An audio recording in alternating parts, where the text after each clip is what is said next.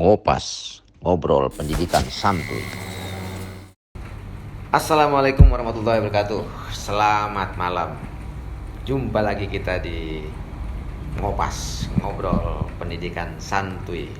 Ini benar-benar santai kita sekarang, Mas ini. Dan alhamdulillah pada malam hari yang mendung ini sebenarnya, tapi kalau ketemu dengan bintang tamunya ini jadi cerah semua. Ini kebetulan ada Mas Isnawanto, ya, salah satu lulusan SMK, jurusan atau kompetensi Kriya Kayu. Ya. Nah, profesi dari Mas Isnawanto sekarang ini sebagai carpenter dan driver online. Ya, kalau tidak ada pekerjaan gitu atau sedang istirahat gitu online, Mas ya.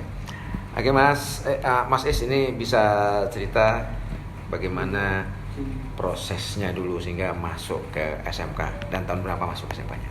Oh iya Pak. Jadi pertama saya masuk ke Jogja itu tahun 2001 Pak. Karena saya lulus SMP tahun 2001, masih ingin melanjutkan sekolah.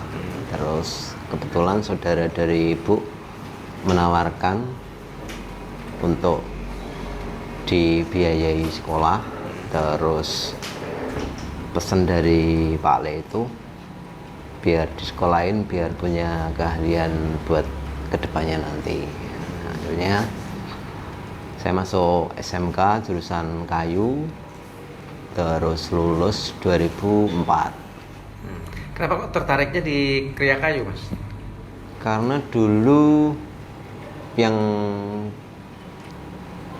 deket-dekan dengan sekolahan yang SMK satu kalasan.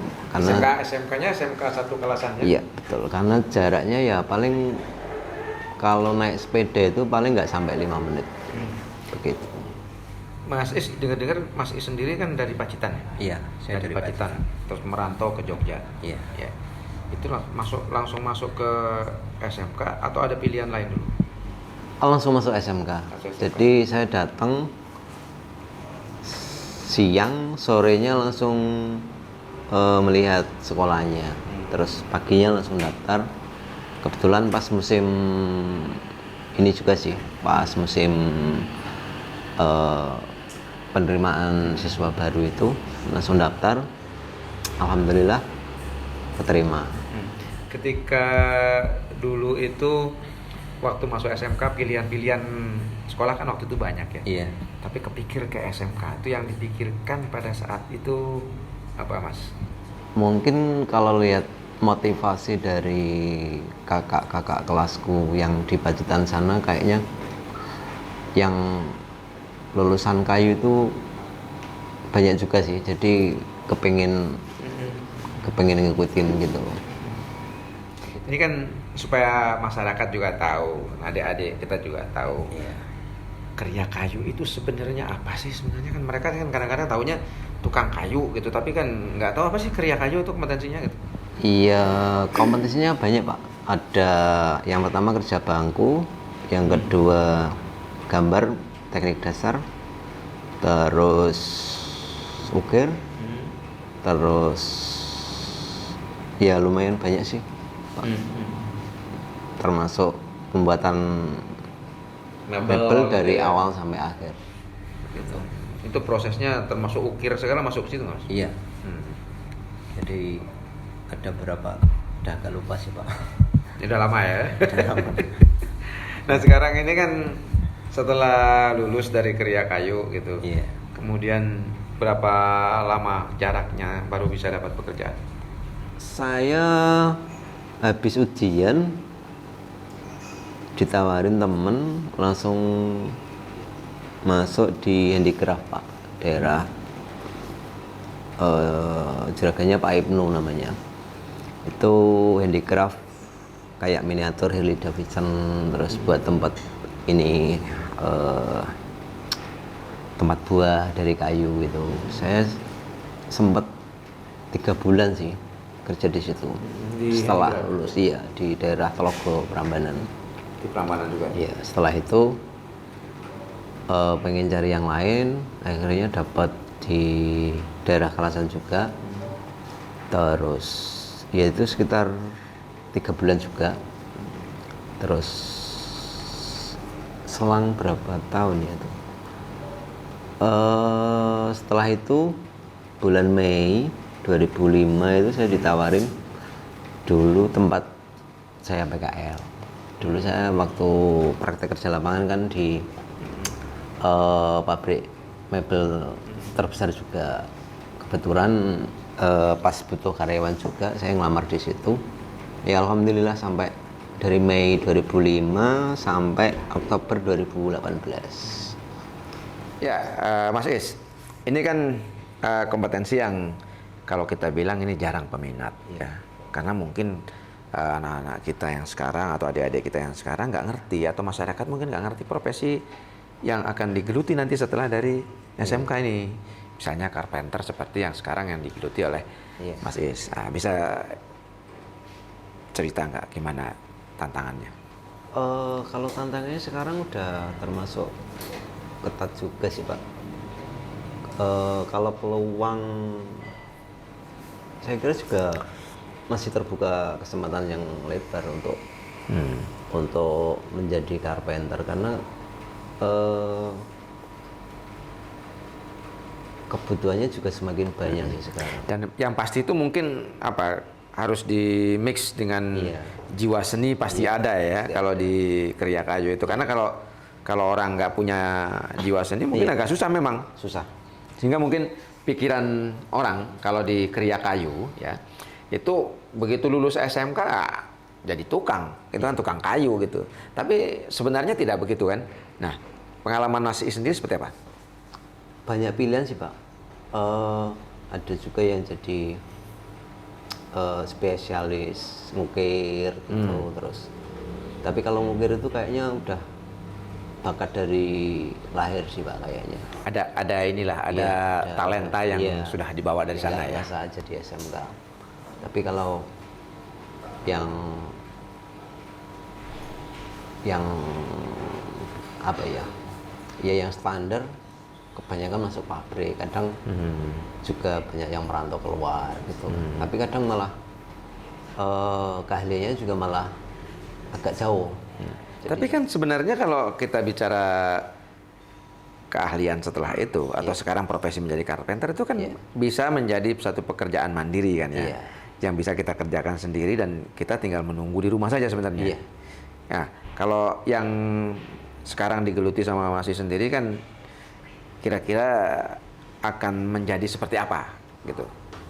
Ya kalau pengalaman saya sih, saya setelah 13 tahun di pabrik terus ikut temen buka sendiri, juga menikmati prosesnya sih Pak. Jadi mulai dari awal order itu turun sampai kita proses produksi, sampai kita ngirim, sampai kita istilahnya nunggu ada, kalau ada komplainan ada kurang apa kita ngirim ke Banten, ngirim ke Jakarta, lokalan sini juga ada.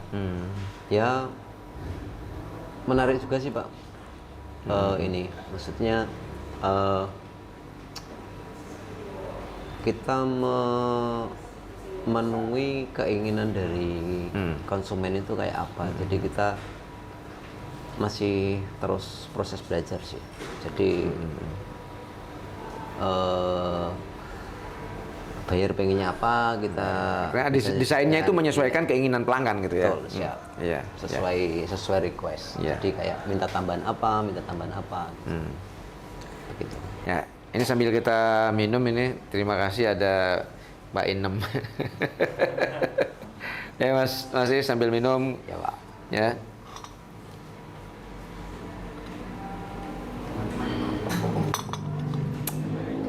Kopinya mantap ini. Oke, kita bicara soal pengalaman Mas Is. Iya Pak. Nah, ini mungkin bisa menjadi inspirasi buat kawan-kawan yang lulusan SMK yang masih bertanya-tanya, aku nanti setelah lulus SMK itu mau kemana sih gitu ya. Kan banyak sekali sekarang yang bertanya. Iya. Ini kan kita lulusan SMK dikembangkan oleh pemerintah gitu, tapi betul. kemana sih arah yang apa namanya yang akan dibawa gitu, atau kita ini mau jadi apa gitu setelah lulus SMK? Karena kompetensinya sangat banyak.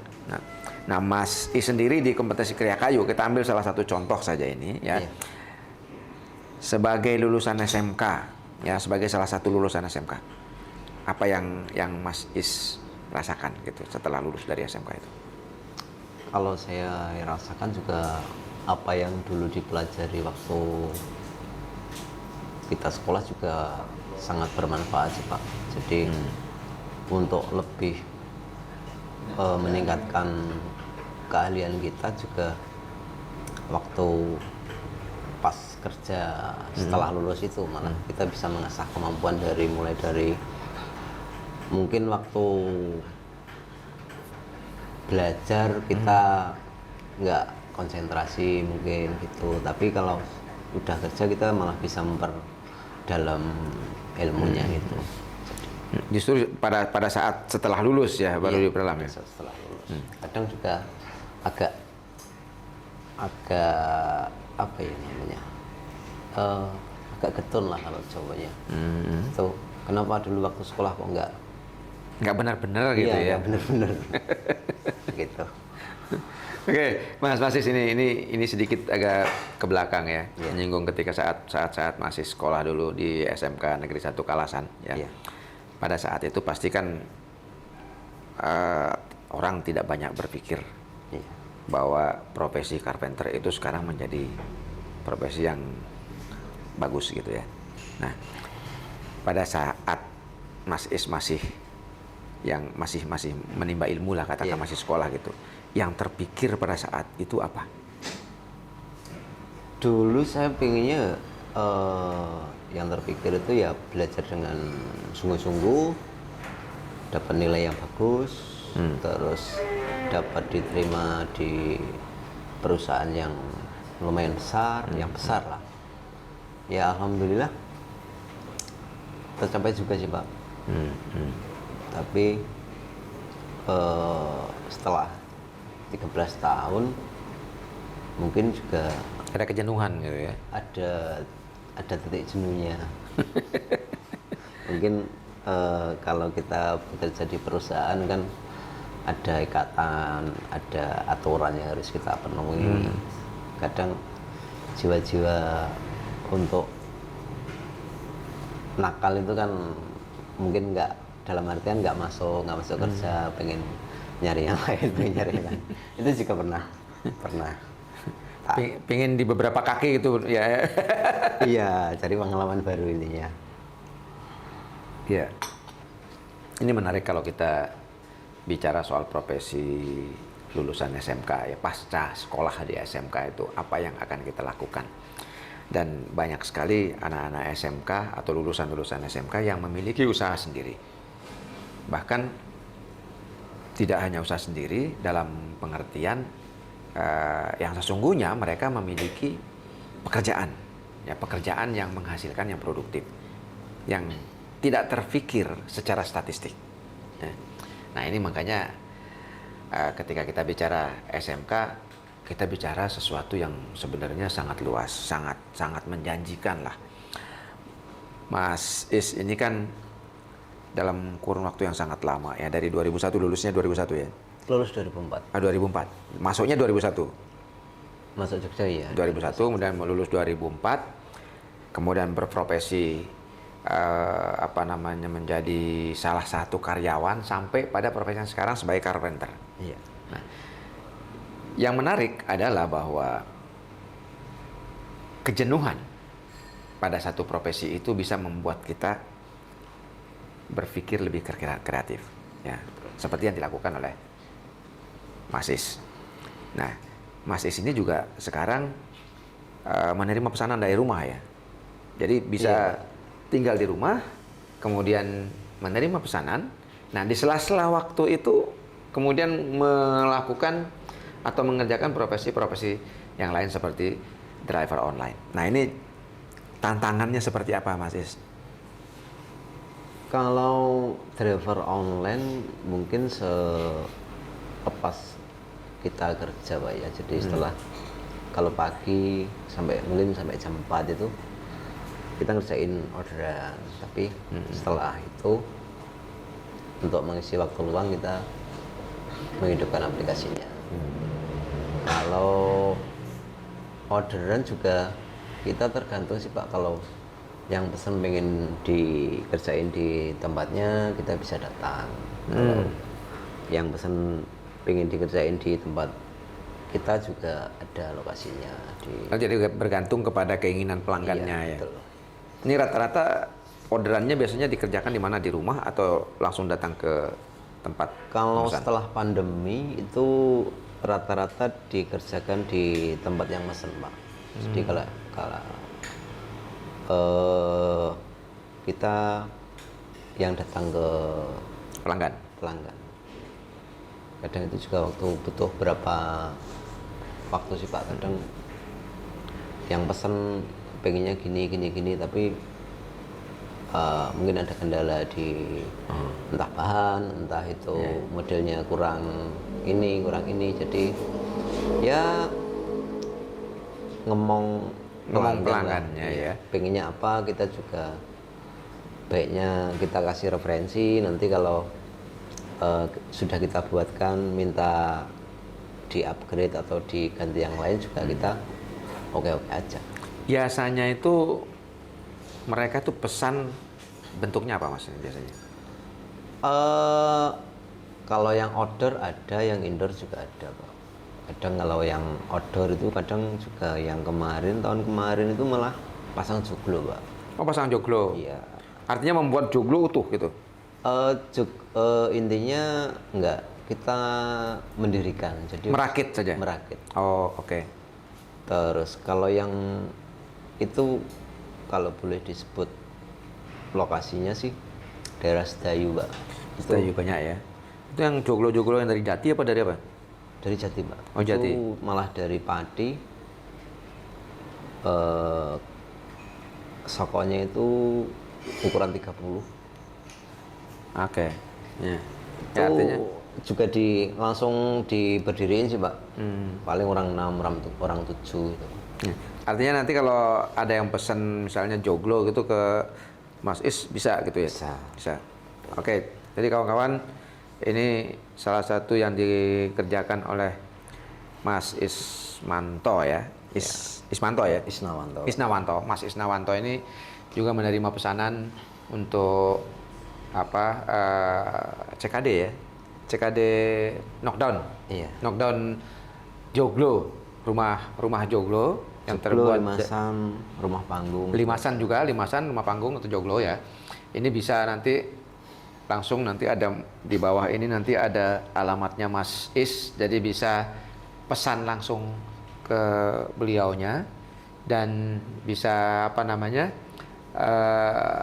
dipasang di tempat atau dikirim atau Iya. ya nanti bisa langsung pesan. Mas Is, ini kalau kita bicara soal jarak ya. Iya. Ini kalau orang order ini kan tidak hanya di daerah Yogyakarta tapi juga mungkin di luar Jogja. Iya. Apakah itu juga dilayani? Dilayani juga Pak. Kemarin sempat ngirim ke Banten juga sih, daerah Legok sana. Banten. Iya, Banten. Bitung ke Iya, selatan. Ya. Itu juga kebetulan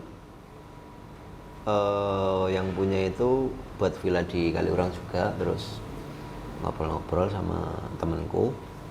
Saya juga bantu sih waktu itu, karena waktu itu saya masih fokus di online. Terus intinya kalau kirim ke luar kota saya ngikut, itu sampai hampir 4 kali kirim ke sana. 4 kali ya. Iya, Artinya sudah sering lah kalau 4 kali itu ya. Ya ini saya kira yang positif ya, yang sangat produktif dilakukan oleh lulusan SMK. Jadi tidak bergantung kepada kesempatan kerja yang tersedia di pasar, tetapi juga anak-anak kita, adik-adik kita ini menciptakan lapangan kerja untuk menampung banyak tenaga kerja. Nah, seperti yang dilakukan oleh Mas Is. Ya. Nah, Mas Is, ini sebagai apa namanya sharing dengan adik-adik kita yang ada sekarang ini yang lulusan SMK itu apa yang ingin disampaikan? Ya, tetap semangat untuk mencari pekerjaan sesuai dengan passionnya. Mungkin kalau Kria juga mencari, kalau udah lulus mencari pekerjaan yang sesuai dengan bidangnya waktu sekolah. Nanti lama-kelamaan juga akan jadi karakter yang diinginkan. Gitu. Ya, satu pertanyaan lagi Mas Is. Ini kalau kita bicara soal desain, modeling lah kalau orang bilang model tuh, ini apakah model yang dikembangkan itu merupakan hasil inovasi sendiri atau mencari model-model yang sudah tren? Kalau waktu di pabrik itu kita tinggal ini sih Pak, tinggal menjalanin. Kalau bagian desain itu juga dari adik kelas juga yang dari SMK 1 Kalasan juga yang tukang desainnya itu juga mengikuti tren, kan tiap 6 bulan sekali kan ada pameran Pak, entah itu di JI Expo Kemayoran, entah di JIC sini.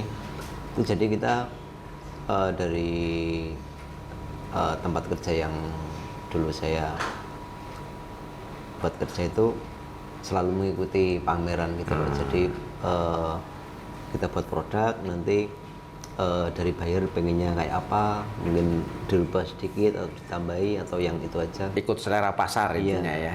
Jadi kita mengikuti trennya setiap ya hampir 3 bulan 6 bulan sekali ngikutin tren pasar. Kan banyak kan ekspor juga yang dulu. Kalau sekarang kalau yang ini paling lokal-lokalan saja.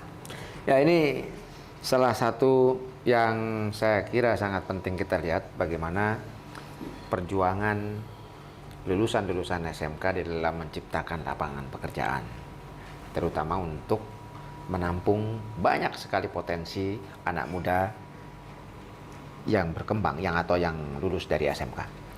Nah, sahabat Ristan dan para pemirsa dimanapun berada, saya kira tugas berat kita ke depan tidak hanya oleh kita tapi juga oleh pemerintah, bagaimana membangun dasar ataupun membangun fondasi yang kuat di dalam mengembangkan kompetensi terutama di sekolah-sekolah kejuruan yang ada di seluruh Indonesia. Nah, salah satu yang sekarang dilakukan adalah membangun prasarana atau sarana prasarana untuk meningkatkan kualitas pembelajaran.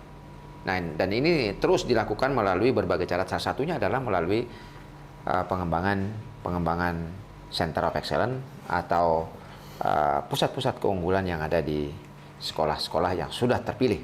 Dan ini menjadi satu hal yang potensial, terutama di dalam mendukung program pemerintah.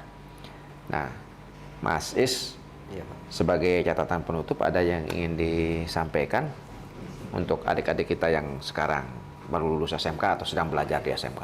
Untuk adik-adik lulusan SMK sekarang, tetap semangat.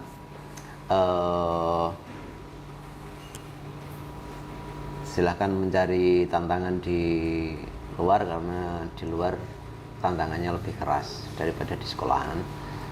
Yang penting tetap semangat, nanti pasti ada ketemu jalannya. Ya, kita akan jumpa lagi di Ngopas berikutnya dengan topik yang tidak kalah menarik, terutama dari Balai Ristan. Oke? Dadah. Kebetulan Mas Is ada anak istrinya juga di rumah ya? Oh iya, siap. Ya. Assalamualaikum warahmatullahi wabarakatuh. Waalaikumsalam. Ngopas, ngobrol pendidikan santuy.